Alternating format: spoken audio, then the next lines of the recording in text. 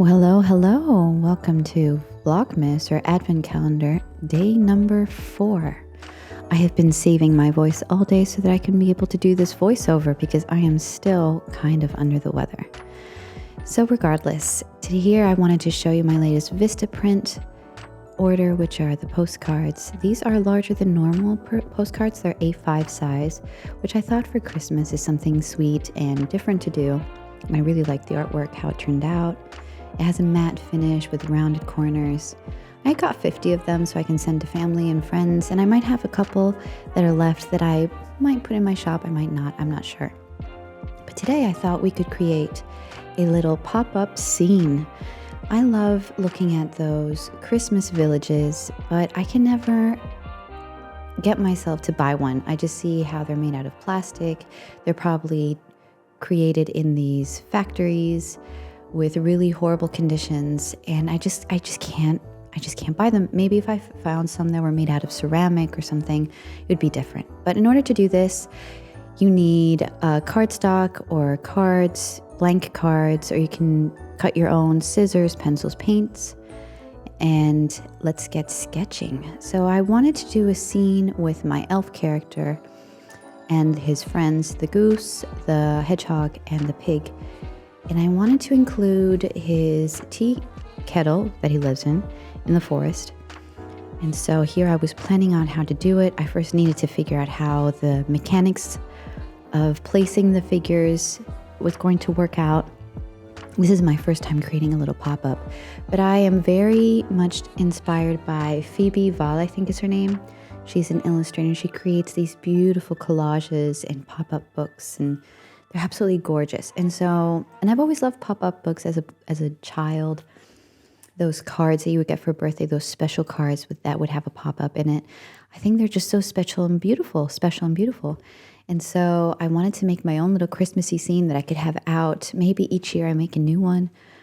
Who knows? Maybe my daughter would also like to make one. This is definitely a good activity to do with kids that are a bit older, because I was frustrated when I was gluing it.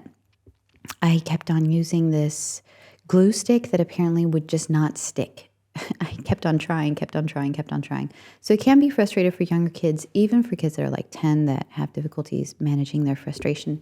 But this is still a really cool idea. And if you do it every year, you can see how your kid progresses artistically. And it's just a really cool keepsake to have. So I grabbed my Arches paper to paint here with my acrylic wash. Lately, I've been using them whenever I paint this elf character.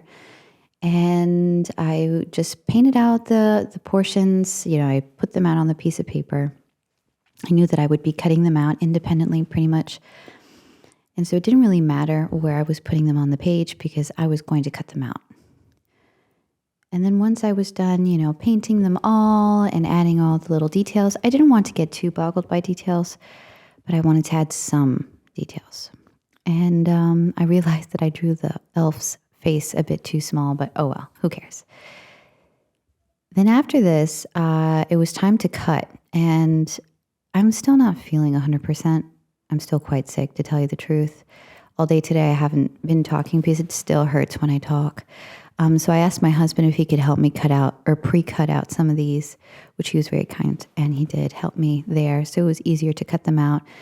And I used my cutting knife, my paper cutter, my bistouri, whatever it's called, to cut out the details.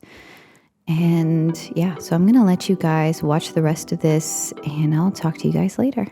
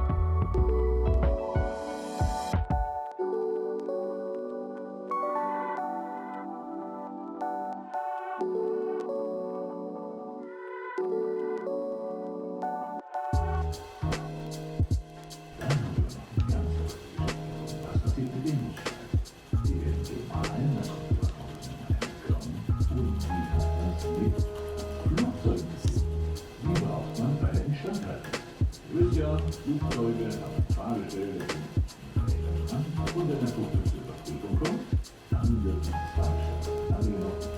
Und wie dieser Raum